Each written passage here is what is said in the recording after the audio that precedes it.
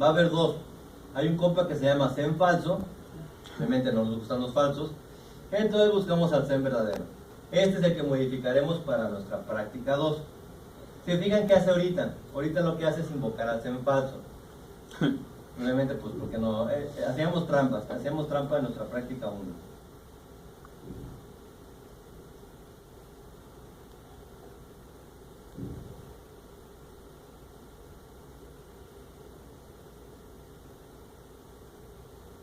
Entonces lo primerito que tenemos que hacer es comentar la invocación a Zen falso, porque ya no vamos a hacer trampa, vamos a hacerlo de forma real.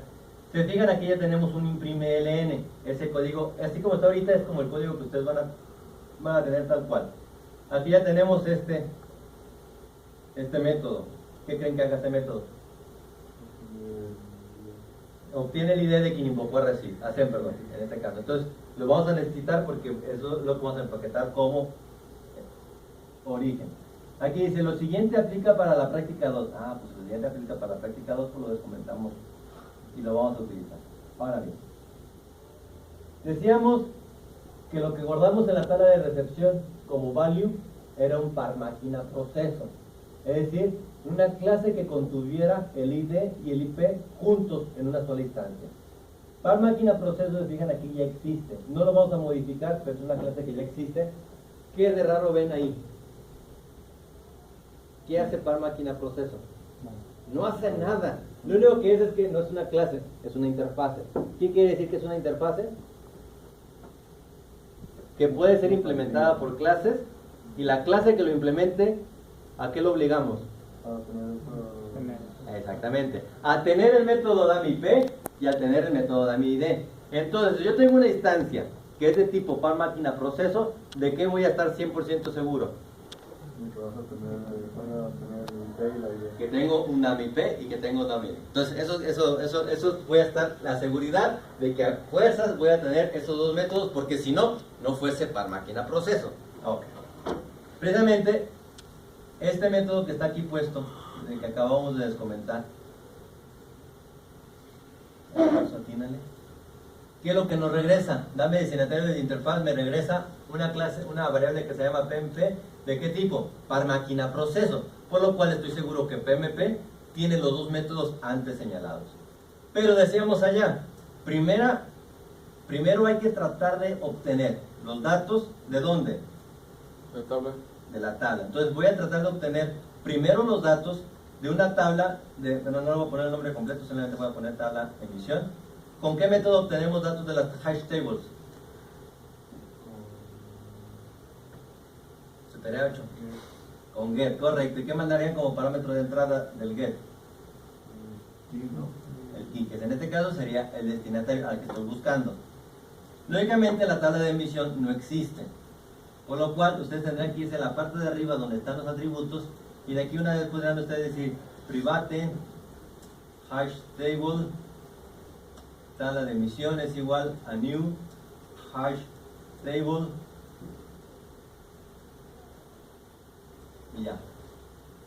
Nos dice que no conoce hash table, por lo cual lo importamos.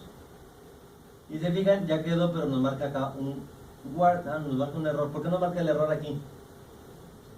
Porque no estoy parametrizando.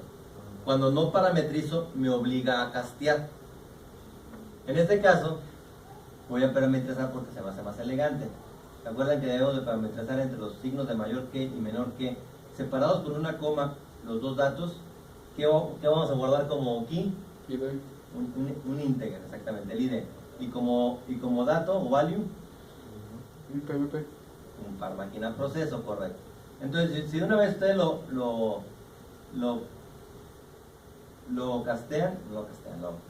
parametrizan, pues no van a tener que castear.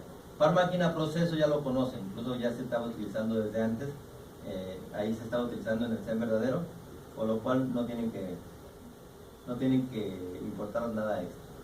Y se fijan, ya no me marca de error aquí, ya como ya parametricé, sabe que tiene que regresarme un par máquina proceso y ya está el par máquina proceso. Lo que tengo que hacer es, este de aquí abajo, bueno, realmente no puedo repetir el nombre de la variable, pero esta línea se tendrá que invocar siempre o no siempre. esta línea de dame destinatario de interfaz es un método que ya existe y que precisamente hace la trampa de regresarme en una sola variable los dos campos. Es decir, con dame IP me da lo que dé el campo aquel, con dame ID me da lo del otro campo. Pero es necesario que siempre se ejecute esto. No, porque ¿Cuándo va a ser? tabla. ¿Cuándo va a ser necesario solamente? Cuando no está en la tabla. Exactamente. Cuando este güey, al hacer esto, ¿qué va a hacer? Si no está en la tabla. Pues buscar arriba. No, pero ¿cómo qué valor tendrá? Si yo hago un get de una tabla y ese valor no existe, ¿qué me regresa PMP? Nulo. Nulo, exactamente. Entonces yo tendría que verificar eso.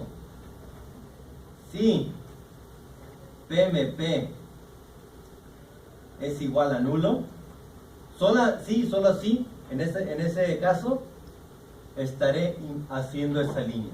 Si PMP no es nulo, esa línea ni la invoco. ¿Correcto? Sí. Ahora bien, ¿qué posibilidad? Se fijan aquí abajito, esta parte que ya está del código, aquí abajito ya se utiliza pmp.damip, porque decíamos que a fuerza debe tener ese método, y allá pmp.damip, IP y D.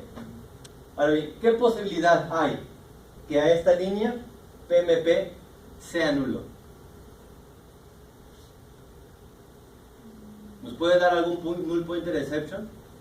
Pues, si no hay Con el ningún código que dato llevamos arriba, aquí, puede ser que si no hay ningún dato arriba. no nos daría nulo, pero nos daría cadenas vacías, pero no nulas. Bueno, entonces, como realmente me regresa un dato, aunque estén vacías, yo no lo voy a dejar vacío, pero como dice él, a lo mejor si están vacías nos da nulo, nos daría cadenas vacías y nos daría problemas, pero yo no las voy a dejar vacías. Pero de todas maneras, el chiste es que si yo no obtengo los datos de aquí, lo obtengo de acá, por lo cual la posibilidad de que aquí me dé null pointer exception es nula. Es nulo que sea nulo. Ok, solamente no nos preocupamos, siempre que lleguemos aquí no va a haber problemas. Ahora bien, en esas dos líneas de arribita nos aventamos la primera parte del pseudocódigo, que era obtener el ID y el IP de alguna manera. La siguiente parte del pseudocódigo decía, hay que llenar los campos de encabezado. ¿A quién hay que llenar eso? ¿En dónde hay que llenar esos campos de encabezado? En lo que llevamos aquí. ¿En dónde guardarían el ID origen y el ID destino? ¿En qué variable? Message.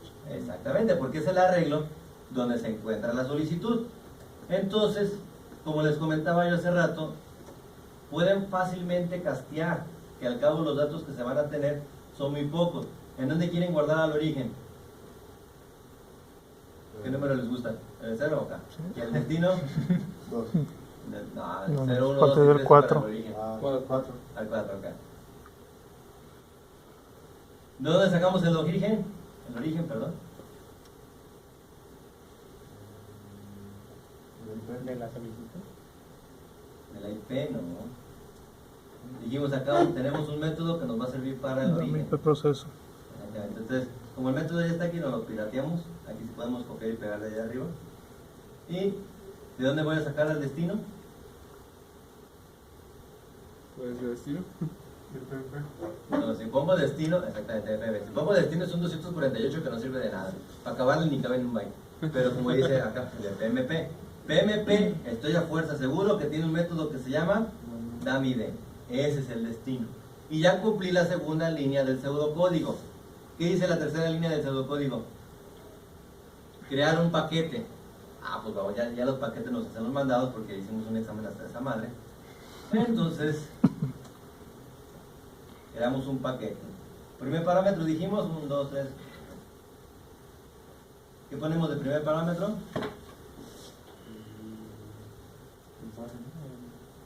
Exactamente.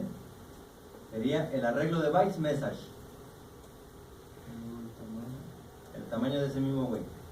Ok. Tercero. Correcto. Inet. Ahí vamos. Era con doble N, una N. No, con una. ¿Era Con una nada más. Y con acá es donde estaba todo Doble. repetido. Ajá. Inet address punto get by name. Y aquí le voy a mandar el IP, pero el IP, si pongo nomás IP así, pues no existe esa variable. La mitad. Exactamente, pero de pmp.damip, correcto. Y decimos que este método ya existe, para que no se agüiten, simplemente háganle como si estuvieran preguntándole a Google, oye, ¿cómo le preguntas? Dame el puerto de recepción y el güey te da el puerto de recepción. Entonces ahí está, dame el puerto de recepción, me va a dar el puerto de recepción y ya terminamos. Obviamente aquí me va a marcar el error de que tenemos que rodearlo de try y cache, Bueno, para empezar que no conoce Datagram Packet. Y luego va a decir el try el cache. Ya ponemos el try el cache. Continuamos programando dentro del try. Y nos falta la última línea del código, que era enviar el paquete. Realmente no tenemos un datagram socket para enviar el paquete, por lo cual ponemos datagram socket ds es igual, no lo vamos a crear nosotros tampoco, y hay un método que existe que se llama dome socket emisión, y me va a regresar el socket que ya se creó desde el inicio. Me va a decir que no conoce, sí lo conoce, no conoce a datagram socket, se lo presentamos. Y por último, lo único que nos queda hacer pues es invocar al método send de ese datagram socket, enviándole el datagram packet que nos acabamos de crear. Y ya nomás le decimos rodear de try y cache. Y ya cumplimos con la cuarta línea. ¿El de ese no lo tendría que cerrar? Ahí queda. No lo cierres, porque si lo cierras en el siguiente envío, en el siguiente paquete que trates de enviar, ya no te va a funcionar. No los abriste tú, entonces tampoco los cierres. Se cierran al momento de cerrar la ventana del micronúcleo. Si lo llegas a cerrar, la respuesta no va a llegar, porque utilizas el mismo socket, utilizas el mismo send verdadero. Ahora bien, se fijan, ya nos aventamos las 4 líneas de pseudocódigo. Si analizamos este código que se ve aquí, ¿qué código no está en el pseudocódigo? ¿Qué está de más? Realmente lo traen los cache, por eso nos obligan, pues. Pero ¿qué encuentran ahí por ahí que no se menciona en el pseudocódigo? ¿Suspender proceso? Es correcto. Suspender el proceso, porque ¿se dieron cuenta cuando lo puse ahí? ¿Ya estaba bien, no? Ya, exactamente, no lo puse yo. Al momento en que descomentamos todas las líneas, estaba esa también. Pero esa, si la dejamos ahí, resulta que el cliente nunca convoca a receive. Y si no convoca a receive, pues no va a recibir respuesta.